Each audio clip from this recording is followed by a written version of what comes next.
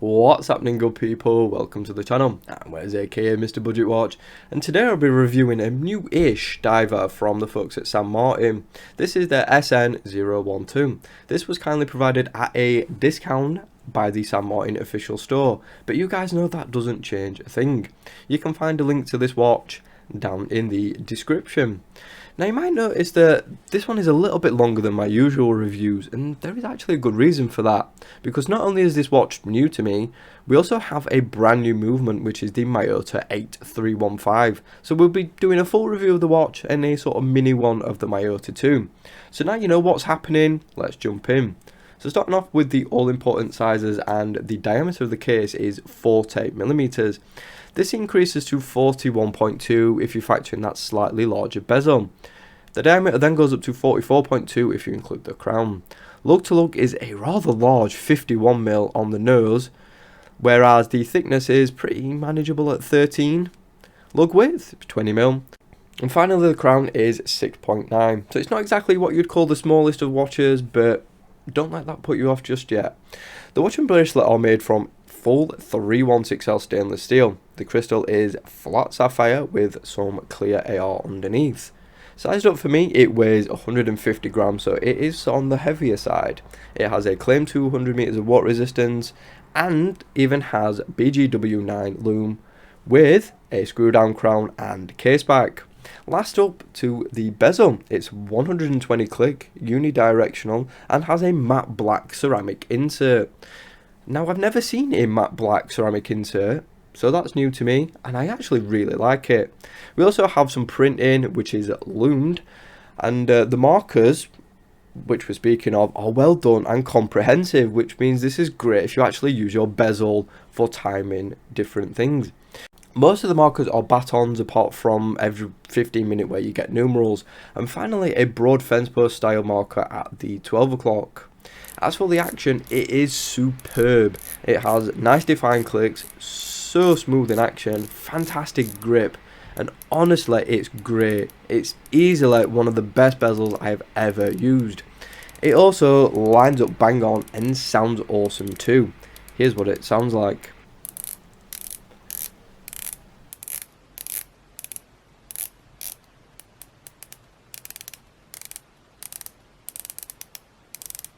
My only slight complaint about this bezel is a tiny bit of backplay, and it is tiny, but I wouldn't really call that a deal breaking or a big concern at all. The inner brush rehaut and dial is protected by that flat sapphire crystal that has some generous AR, which makes outdoor legibility a non-issue. By the side of the rehaut is a simple baton style printed minute track that is crisp and bold. The indices are all printed too, and are a mix of longer and shorter batons, with the exception of the one at the 12, which is the same style as the one as you can find on the bezel, just a little bit longer. The indices are crisply done and do pop off nicely against that slightly textured flat black dial. There's also a fully loomed white dial version too, if you find this one a little bit too safe. Under the 12 is St. Martin's hex logo printed, and above the 6 automatic and the water resistance printed, but in this time red, which actually complements the red hex logo what you can find on the second hand. The main hour and minute are loom filled, fence post styled, that are brushed to match the rest of the watch. The style is a little bit plain, but they are really nicely done and fit in with that tooly rugged aesthetic this watch is going for. The sides of the case are a little bit slab-sided and features some slightly more coarse vertical brushing. I think this again ties in with that tool watch vibe that they're going for, and it does give it quite an imposing profile. The crown side is much of the same, with the exception of 2 sculpted crown guards and a beefy gear-shaped crown. Again, it's branded and it fits the watch perfectly in my opinion.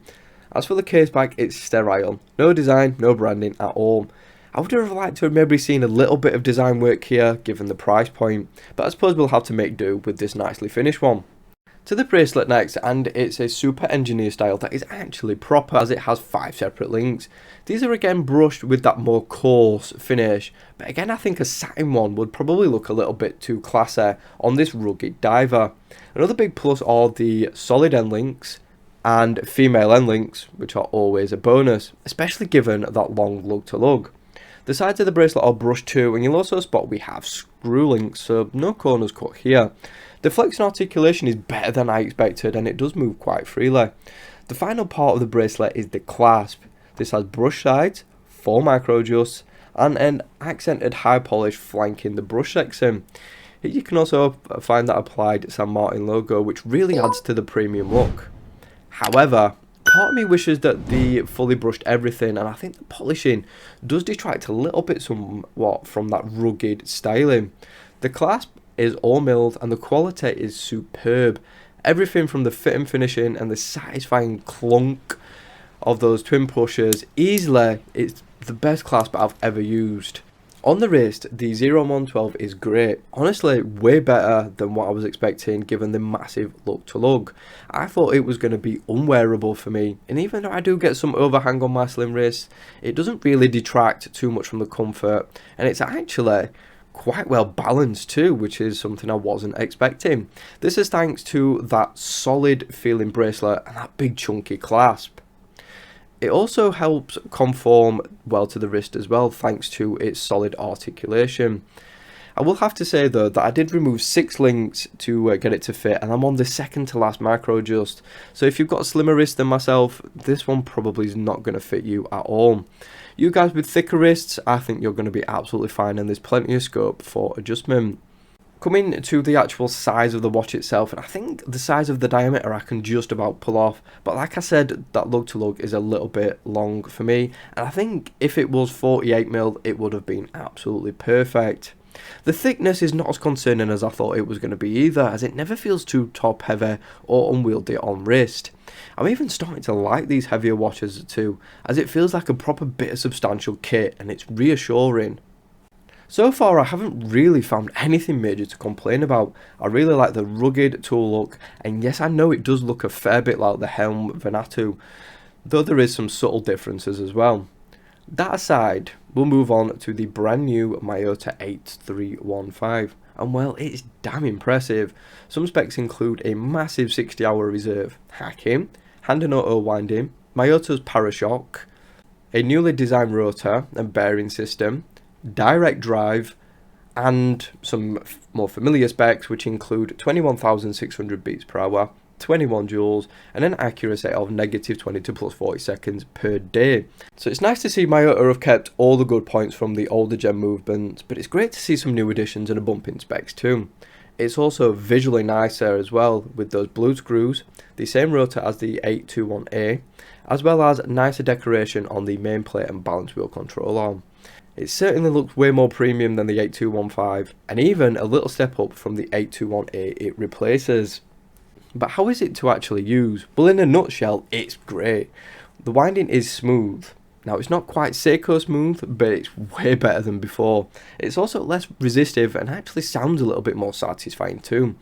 Adjusting the time is improved as well. We still get those little Miyota bumps, but now they feel more reassuring and solid and a lot less hollow than they did on previous generations. It's also smoother and way more enjoyable to use, as well as just way more robust as a whole. The crown really helps too, as it's got plenty of grip, is a great size and has a real solidity to it. Final stopping point before we close out the review and we get to the Lume.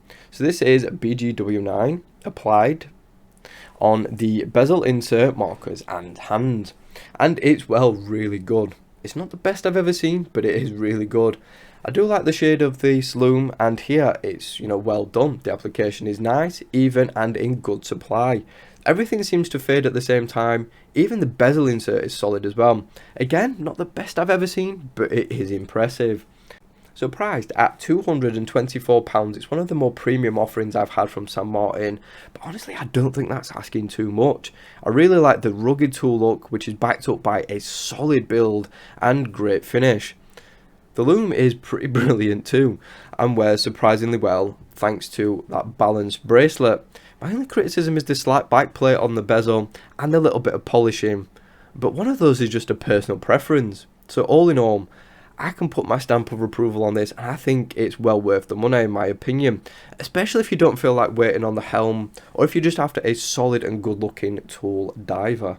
Thanks for watching the video. Be sure to subscribe if you haven't already, like the video if you enjoyed it, hit that notification bell so you don't miss any uploads, and of course follow me on social media at Mr. Budget Watch. Thanks again, I'll see you soon.